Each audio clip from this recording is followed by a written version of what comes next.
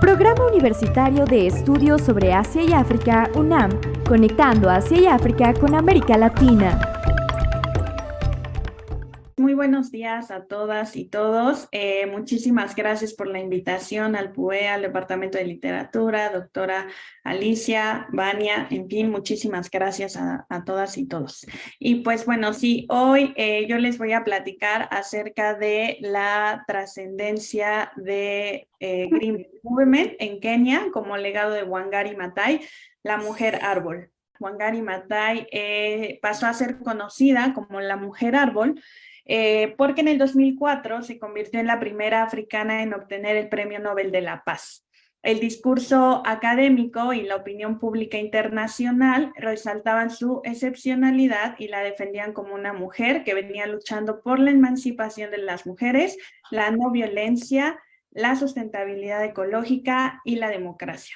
Pero bueno, a pesar de tener este reconocimiento internacional, las autoridades de su país la habían perseguido durante los años 80 y 90. Ahorita vamos a ver un poquito más de su historia y bueno, también la catalogaban como una mujer que no era acorde a la tradición africana.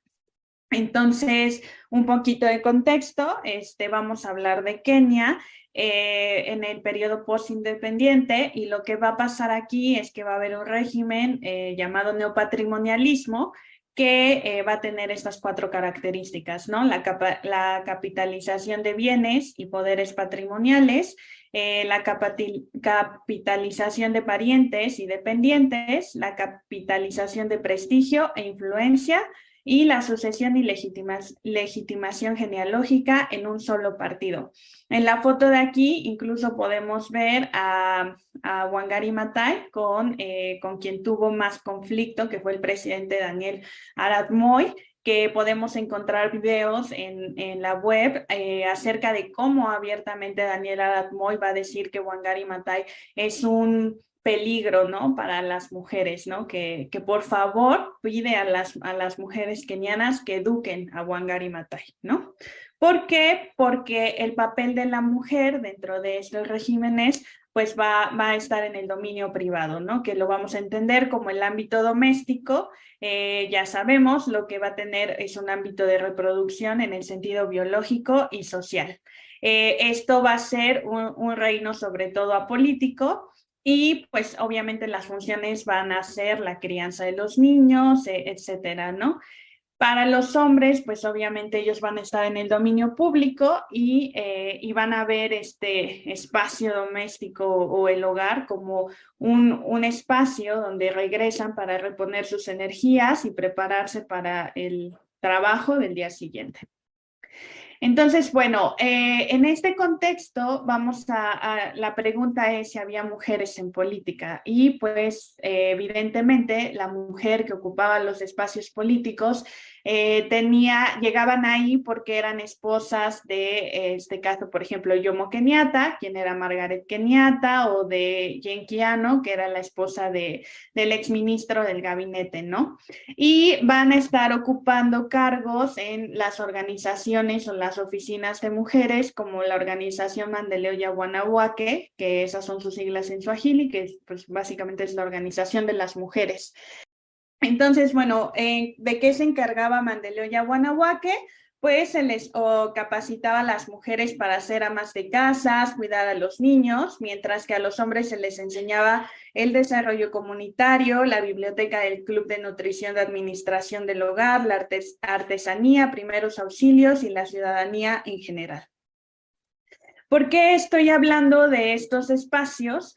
Porque en 1969 Wangari Maathai va a contraer matrimonio con Mwangi Maathai, que él era una figura política. Y entonces, en ese mismo año, su esposo había decidido competir por un puesto en el Parlamento, en un distrito de Kenia, y de esta manera Wangari Maathai va a tener su acceso a la política formal. ¿Por qué? Porque se va a convertir en esposa de un político, ¿no? ¿De qué se encargaba ella? Pues ella se va a encargar básicamente de armarle los discursos. Incluso ella acababa de regresar de Estados Unidos porque ahí fue donde estudió y ella misma lo plantea en su autobiografía, dice, me volví a vestir a la manera tradicional africana, porque cuando yo la acompañaba vestida de una manera occidental, la gente perdía la credibilidad, ¿no? Entonces también vamos a hablar de Wangari Maathai en esta división mental, ¿no? De dos maneras de vivir que la van a confrontar a lo largo de su vida, incluso en la manera, por ejemplo, en cómo ella ve la rebelión Mau Mau, es muy diferente a cómo era la realidad que se estaba viviendo en el país. Entonces, bueno, al volverse esposa de un político, lo que va a tener es acceso a estas asociaciones como la Cruz Roja, la Asociación de Mujeres Universitarias, va a ser integrante del Consejo Nacional de Mujeres en Kenia, lo que le va a permitir también en 1974 formar parte de la campaña en Nairobi, en la que se creó la agenda que se llevaría a la primera Conferencia Internacional de la Mujer en 1975 en México. Y esto fue muy interesante porque hicieron mucho campo con las mujeres rurales y ella se empieza a dar cuenta que falta leña, falta, en fin, muchísimas cosas, ¿no? Y entonces, en 1977, aprovechando todas estas redes que tenía, gracias a esta condición que tenía de ser esposa de un político, va a crear en 1977 el Harambee para salvar la tierra. Y va a ser auspiciada por el Consejo Nacional de las Mujeres en Kenia. Esto es súper importante porque siempre digo que fue la base de su activismo político y que es la plataforma, es como el saldo. Pero posteriormente, ¿qué va a pasar? Pues se va a divorciar, ¿no? Y aquí vamos a tener algunas frases de ese divorcio donde dicen, a Maathai se le había olvidado su familia y su papel de esposa de un político. Pues de acuerdo con Mwangi, su esposa era demasiado educada, exitosa, obstinada y dura, ¿no? Entonces, pues básicamente eso es lo que le causa el divorcio. Vamos a tener aquí frases de ella misma diciendo, para que nuestra pareja funcionara, yo debía asumir el papel de fracasada y obviar mis capacidades innatas. Entonces, hay dos hechos que marcan un antes y un después en la vida de Wangari Maathai, que va a ser el divorcio y otro que va a ser la defensa del Parque Uhuru. Cuando ella se da cuenta de todas las necesidades de las mujeres rurales, va a empezar a meterse en el ambientalismo y entonces a Daniel Arap Moi se le va a ocurrir que quiere poner unos edificios en el Parque Uhuru y entonces ella dice, no, o sea, tú no puedes, ¿no? Tú no puedes hacer estos edificios y va a empezar a desafiar al gobierno. Y en cuanto empieza a desafiar a la autoridad, pues automáticamente, públicamente, ella va a ser una mujer que tiene un comportamiento no acorde a una mujer africana. ¿Por qué? Porque pues, se supone que Daniel Arap Moi era el único que podía convertirse en líder, ¿no? Hablando de quien dominaba el espacio público. Entonces, a finales de los 80, Wangari Maathai era una enemiga oficial para el gobierno keniano y el movimiento del Cinturón Verde o Green Belt Movement se enfrentaba al régimen de Daniel Arap Moi en materia de derechos humanos, politización de etnicidad y políticas ambientales. Va a haber ese cambio, y aquí vamos a una foto haciendo activismo justamente de ambientalismo, pero va a haber ese cambio de Harambee para salvar la tierra a Green Belt Movement durante este periodo. ¿Por qué? Porque de 1978 a 1988 ella se va a desfasar totalmente. En 1987, para ser exacta, se va a separar del Consejo Nacional de las Mujeres y va a volverse una ONG independiente. También a partir de aquí, la fase se va a alejar de los ámbitos tradicionales políticos y ella va a empezar a buscar a través de su ONG mezclar ambas, la política y el ambientalismo. A mí me gusta muchísimo cómo fue desarrollando su activismo y su ONG porque dice, o sea, al principio incluso los autores le dicen, no se veía claro, ¿no? A lo mejor solo era deforestación y con el tiempo, ahorita lo vamos a ver, ella va a empezar a generar otro tipo de vínculos muy interesantes. En 1992 vamos a tener en Kenia en los 90s, una coyuntura que es conocida como el periodo de la Segunda Libertad. Es decir, Daniel Arad Moi ya llevaba siendo dictador todo este tiempo y la presión del extranjero porque se abriera el país al multipartidismo ya era grande, la gente ya estaba muy descontenta, en fin, ¿no? O sea, había otros actores internacionales presionando a Kenia, como lo fue el Banco Mundial, etcétera, etcétera. Y había muchas personas encarceladas por oficialmente ser contrarias al régimen de Daniel Arad Moi. Entonces, lo que vemos aquí es una coyuntura que se llama la esquina de la libertad, donde madres fueron a exigirle a Daniel Arad Moi que liberara a sus hijos que estaban presos políticos. Wangari Maathai va a apoyar a estas madres y de hecho en la foto de aquí, la cuarta foto, vamos a ver a Wangari Maathai porque ellas se van al Parque Uhuru y Daniel Arad Moi manda a los policías a que las golpeen. Entonces, Wangari Maathai es pues obviamente golpeada y tenemos esta frase en Swahili, entonces dice, Hino serikali ainagani inapiga akina mama, tue esasa tutakufa nawaboto buetu, que significa, no, ¿qué tipo de gobierno está pidiendo que maten a las madres? Mátenos ahora, moriremos con nuestros hijos. Llegan los policías y las madres, en acto de querer parar la protesta, se van a quitar la camisa enseñando sus pechos, y esto como forma de decir a los policías, si me estás golpeando a mí, es como si estuvieras golpeando a tu madre porque yo soy más grande, ¿no? Que tú. Las dejan de golpear y regresan al otro día nuevamente a instaurarse en el Parque Uhuru y duran un año. Y después del año logran que Daniel Arad Moi libere a los hijos de estas madres, lo cual aquí ya implícitamente Wangari Maathai se quedó también un año junto con ellas. En la década de los 90 pasa algo súper interesante porque Wangari Maathai va a enlazar su activismo político personal con el propio movimiento.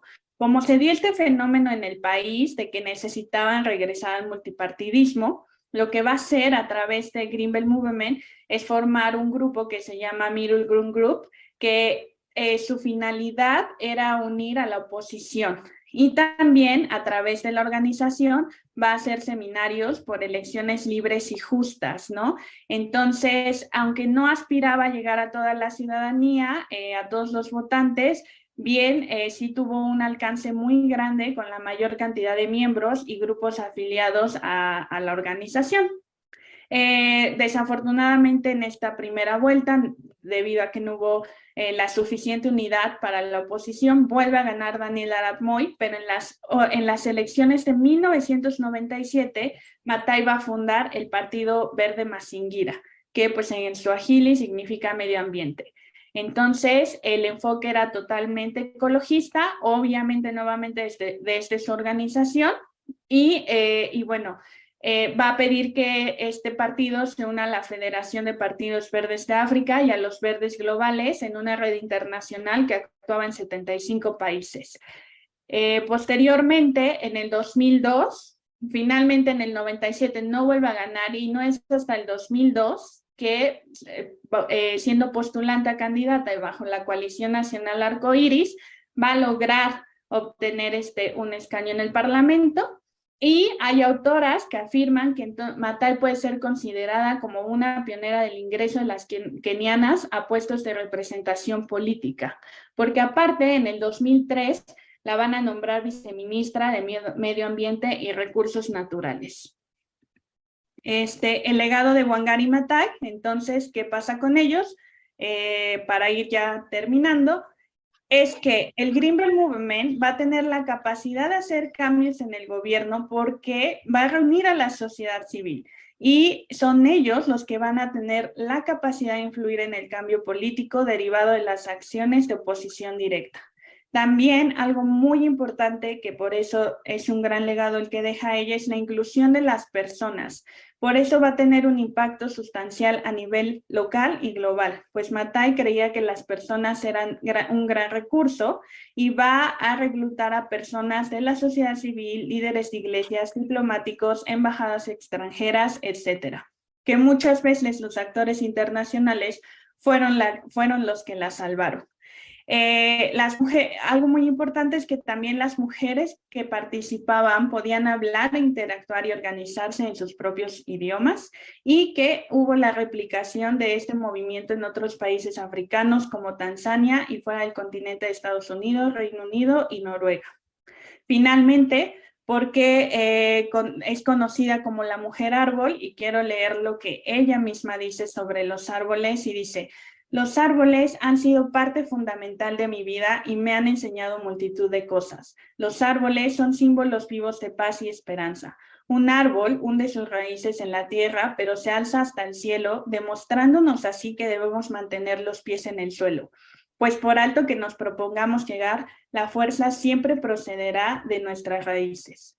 Nos recuerda a todos los que hemos logrado el éxito que no debemos olvidar de dónde venimos. Nos hace entender que por mucho poder que ostentemos y por muchos premios que recibamos, nuestra fuerza y capacidad de alcanzar objetivos dependen de la gente, de aquella cuya labor y esfuerzos pasan inadvertidos y que se convierten en la tierra de la que nosotros crecemos, en los hombros en los que nos apoyamos. Pues bueno, muchísimas gracias por este espacio, y con esto termino. Podcast dirigido y producido por el Programa Universitario de Estudios sobre Asia y África de la UNAM. Dirección académica, Alicia Girón. Dirección ejecutiva y técnica, José Luis Maya. Producción técnica, Gabriela Gallegos. Las opiniones expresadas por los autores no necesariamente reflejan la postura de este podcast.